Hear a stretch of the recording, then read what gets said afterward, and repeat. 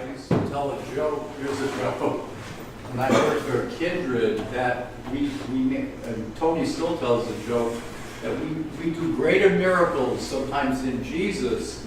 And people say, oh, that's awful that you say that. I said, yes, he had 5 loaves and 2 fishes, and they gave us 2 turkeys to feed 300 people. And but that's healthcare today. Everything's cheap. But today, Jesus is able to live in a community that's a very ritualistic community. If you know anything about Judaism, a lot of rituals. As Catholics, we have tons, layers and layers and layers of rituals. But Jesus accepted all these rituals, and he saw that Passover, in this particular gospel, Passover was coming. And he gets all the people to sit in the grass. It's funny, I don't know why they say that. I don't think many people understand that. There was a lot of grass in that area. That's very odd that the gospel writer would even mention it. This week I'm going to look at exactly what he meant. I didn't have enough time to look at that this week. But there was a lot of grass in that area, I guess so that they could sit down and lay down on it.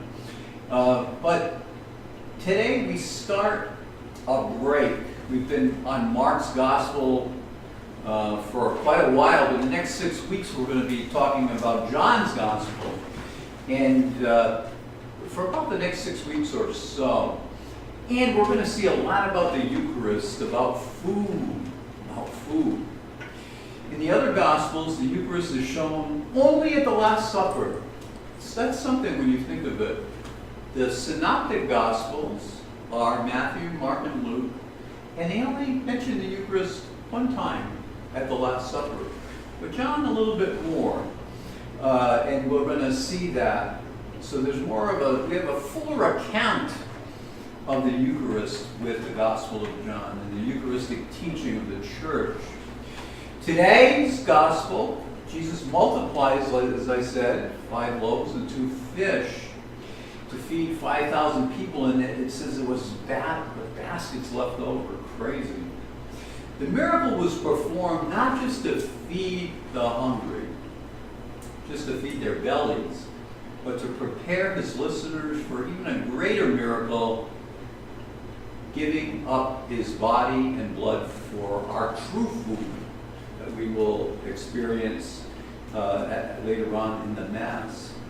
Jesus wants to teach us by drawing our attention to what is food to us. It's to satisfy our hunger, right?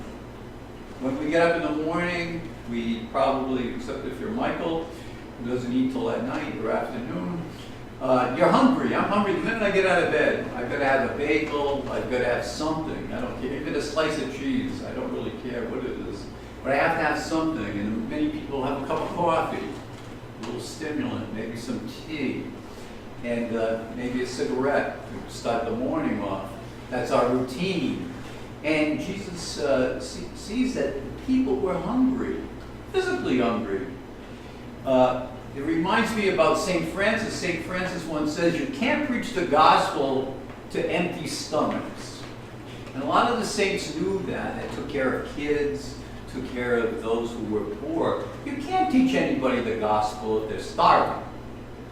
Likewise, we cannot give peace to people with empty stomachs. They don't want to hear about peace, about your peace. They want to be full, and then we'll talk about peace. We'll talk about love. We'll talk about all the nice things. But you've got to be filled first, physically. That's just how it goes. We're just mainly human animals. Part of us are a human animal. We have to eat.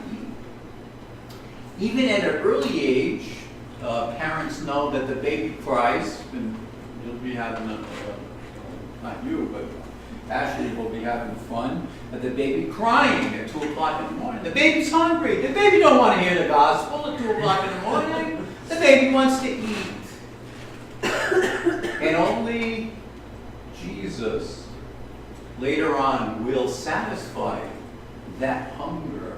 But when you're a baby, he's crying for his mother or her mother to be fed. Don't make Don't try to be preaching to anyone that's poor and that's hungry. They're not going to listen to you at all. And even as we get older, in the nursing homes especially, I noticed that hunger pains. You walk around just before supper time, and the elderly will say, "When are we eating? When are we eating? When's supper?" They're hungry, and they're really not doing much work, right? They're just pretty much sitting there playing bingo, saying the rosary, nothing too much. But they have hunger pains, just like the babies do. And even in World War II, in the concentration camps, the biggest thing that people will tell you that they thought of day and night, they would even dream of cakes because they had none. They would dream of good breads that they would make, the Jewish people would make, but they had none. It consumed them. The constant hunger consumed them. And Jesus knows this. Jesus knows that we need to eat, both physically and spiritually. And today I think that's a big part of our problem in our country. We're all pretty fat. I mean, I can still lose a little bit of weight. But spiritually, we're starving. People are starving. And only Jesus can fill them. I bet even at this moment, many of you are thinking, what are we going to eat after Mass? We have donuts downstairs.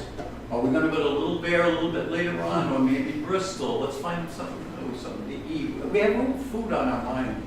I have it on my mind all day long. I'm thinking, what am I going to make for supper when Michael gets home? What am I going to have for lunch? I eat lunch alone. And that bodily hunger is always with us. But our spiritual hunger is right beside it. And it craves just as much attention. But sometimes we don't feed it as much. We don't feed it as much. And we become anemic. Everybody knows what anemia is, when you don't eat enough food. How about when you don't pray enough? You get anemic spiritually. It's the same thing. So today, we see Jesus. I noticed something. We see Jesus and we see him wanting to feed people. More than even wanting to, he feeds them first, even more than wanting to teach them, he wants to meet them at what they need. And I noticed that today in today's gospel. Jesus never looks for the sin, looking like, let's see, what did you do, Fatima? Michael, what did you do? Simon Peter, what did you do? What sins did you make today? Huh? Oh, that's terrible. Huh? Oh, you're right. Huh? No, Jesus never does that. You notice that. He never chases after sin. No? Never once did I see him in the Gospels chasing after sin. But always chasing after filling people with the good things, healing, miracles. The sin part, that's in our minds, I think a lot of times. We're always, oh, Jesus, oh, I did this, oh, Jesus is not going to like me anymore. Oh, I did that, Jesus is not going to. Jesus goes after you for healing, for feeding. He feeds us, not just for the pie in the sky. I hear a lot of people say, I hear really a lot of Catholics, I've heard Catholic priests give a homily and say, oh, my brothers and sisters, all your pains that you're suffering today, the things you didn't have in this life, my friends, you'll have in the next life, my friends. But this is not the message of Jesus. This is not the message of Jesus. Jesus is telling us, ask the Father for your daily bread. Doesn't mean you're going to get a Cadillac. But it's for also the here and now. Jesus came for the here and now, not for the hereafter, only for the hereafter.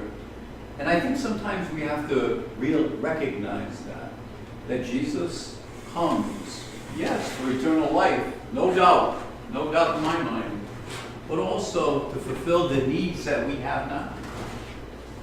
And if you hear anybody saying, wait till later, wait, you're going to get yours later. I've heard it so many times. You're poor now, wait, you're going to get it later. You're going to get it. Jesus is looking to provide for us now, to give us, like I said, our daily bread. Might not be a Cadillac, might not be the greatest house, but whatever we need, He's willing to feed us.